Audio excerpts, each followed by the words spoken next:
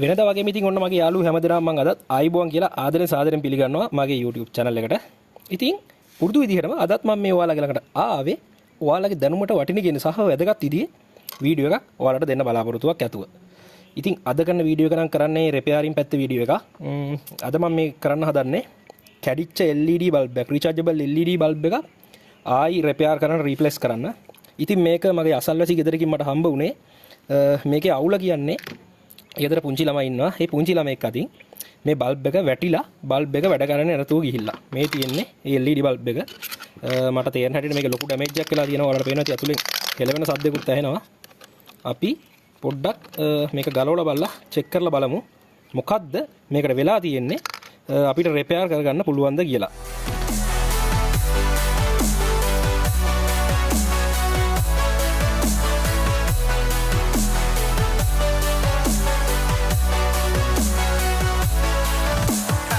ඉතින් මේ LED bulb එක සාමාන්‍යයෙන් දැනට ඔයාලට වෙළඳ පොලේ ගන්න තියෙන කියන්නේ මධ්‍යම ප්‍රමාණයේ මිල ගණන් යටතේ තියෙන LED බල්බ් එක. ඔයාලට පේනවා ඇති. චයිනීස් බල්බ් එකක්. ඉතින් එහෙම තමයි. අපි බලමු.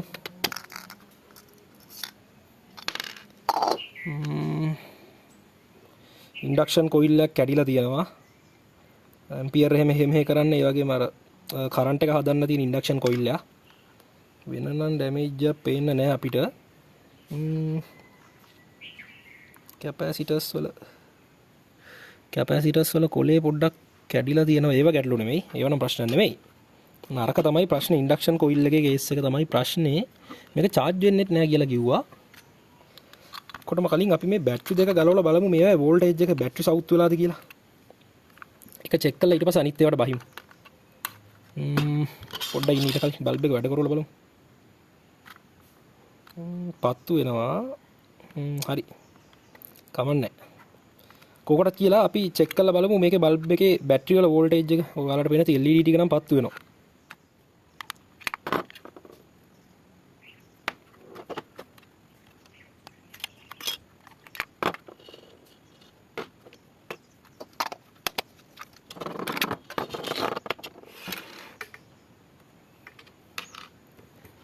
දැන් අපි වෝල්ටේජ් එක චෙක් කරලා බලන්න හදන්නේ. ගණන් ගන්න එපා. ඉතින් එයා පොඩ්ඩක් ඔය ඩාම් වෙනවා ඩූම් වෙනවා පේනවද මගේ මල්ටිමීටරේට වෙලා තියෙන දේ. නොබ් එක කැඩිලා. දැන් ටෙස්ට් නොබ් එකක් ගන්න ඕනේ. අපි බලමු බැටරි චෙක් කරලා තියෙන ලිතියම් අයන් බැටරි.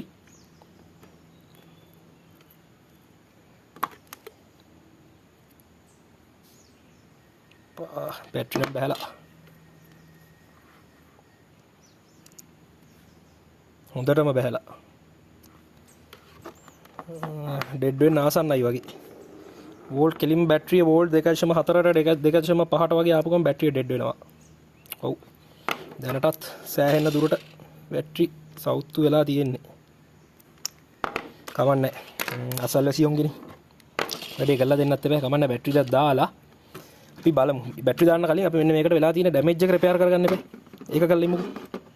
ඔයාලට පුංචි දෙයක් පෙන්වන්න හිතුණා. ඔයාලට පේනවා ඇති මේ ඉන්ඩක්ෂන් කොයිල් එකේ මෙන්න මේ වයර් මෙව්වයින් සාමාන්‍යයෙන් ඩැමේජ් එකක් වුණාට පස්සේ පොඩක් හදන්න අමාරුයි.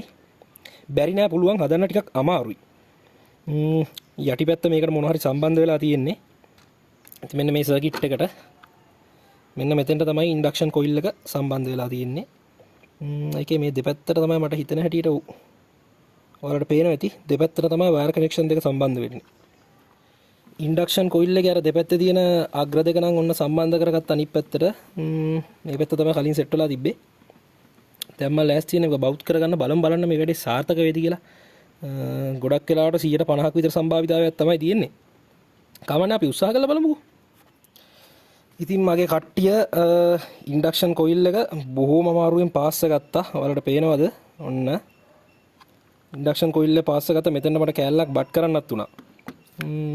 මේක පත්තුනේ අර මෙන්න මේ වටේ ලයිට් සෙට් එක මෙන්න මේ මං ඇඟිල්ල තියලා තියෙන මේ ටික විතරයි කියලා කිව්වේ. ගහලා බලමු කමන්නේ කරන්ට් එකට. බැටරි දෙකක් සම්බන්ධ කරලා ඔන්න විදියට අපේ ගෙදර ප්‍රධාන විදුලි සැපයුමකට මම මේක සම්බන්ධ කළා. ඔයාලට පේනවා ඇති. දැන් මම මෙහෙම ෆෝන් එක අතේ තියෙද්දිම ලයිට් එක දාන්න තමයි හදන්නේ.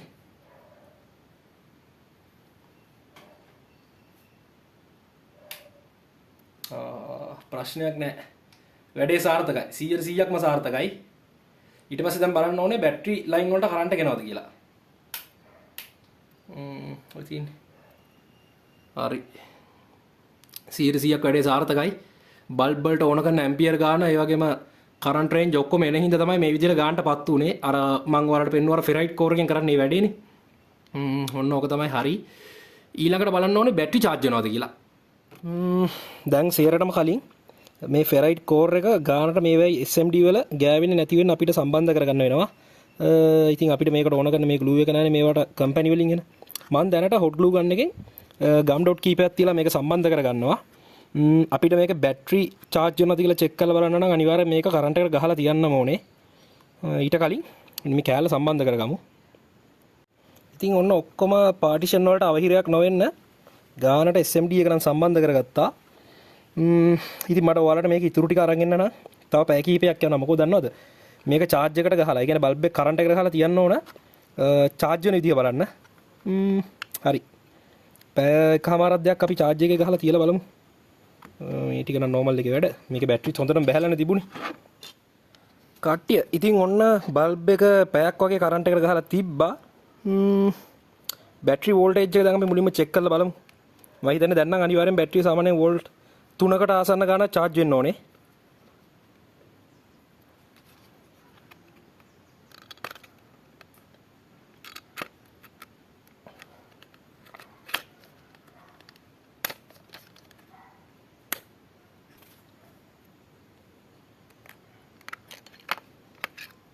මෙන්න බැටරිය. දැන් බලමු චෙක් කරලා මේක.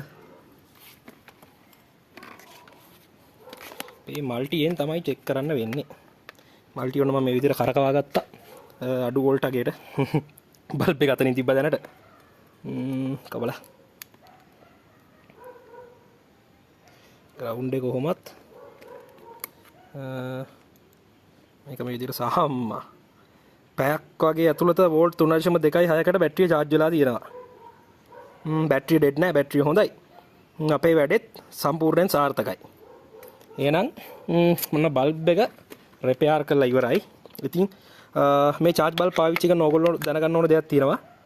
මේවා සාමාන්‍ය අර LED බල්බ් වගේ නෙමෙයි. වට ගන්න කරන්න, ඒ කියන්නේ වතුර යවා ගන්න මොනවත් කරන්න හදන්න එපා මේවට. මේවා පුළුවන් තරම් පරිස්සමෙන් පාවිච්චි කරන්න.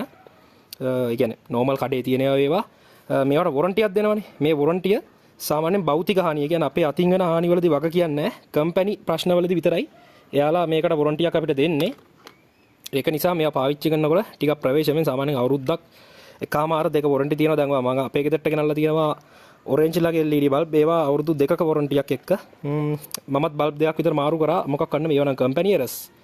ඉතින් මේවා පාවිච්චි කරද්දි ටිකක් පරිස්සමෙන් පාවිච්චි කරන්න කියලා දැන් මට කියන්න තියෙන්නේ. මොකද මේවා ගොඩක් වෙලාවට සෙන්සිටිව්, ඩැමේජ් වෙන්න තියෙන ඉඩකඩ වැඩි. වට ගන්න කරන්න, වතුර යවා ගන්න, තෙතමනේ තියෙන තැන් වල වගේ ඒවා පාවිච්චි කරන්න එපා. මේක පත්තු වෙනවා ඉතින්. බල්බ් එක හොඳ එළියකට පත්තු වෙනවා, ඔයාලට පේනවා ඇති. හරි. ඉතින් ඔන්න ඒ වැඩෙත් ඉවරයි. මම ඉදිරි වීඩියෝ එකකින් ඔයාලට කියලා දෙන්න බලාපොරොත්තු වෙනවා. මේවයි මේ SMD රෙසිස්ටර්ස් මාරු කරන ඒවා, SMD ලයිට් වගේ දේවල් මාරු කරන ඒවා. හරි. ඒ වැඩ ඉවරයි. ඔයාලට මේක ගැන මොන හරි ගැටලුවක්, ඒ වගේම මේ සම්බන්ධව දෙයක් දැනගන්න තියෙනවා නම් මට කමෙන්ට් එකක් විදියට, එහෙම නැත්නම් මගේ මේල් එකට මේල් එකක් විදියට, නැත්නම් දුරකථන මතුමත් දීලා මාව සම්බන්ධ කරගෙන දැනගන්න පුළුවන්. එහෙනම් ඉතින් ඔන්න අදට ඒ වැඩේ අවසන්. එහෙනම් තවත් දවසක හමු වෙන බලාපොරොත්තුෙන් අදට සමු ගන්නවා. හැම දිනාටම ජය වේවා.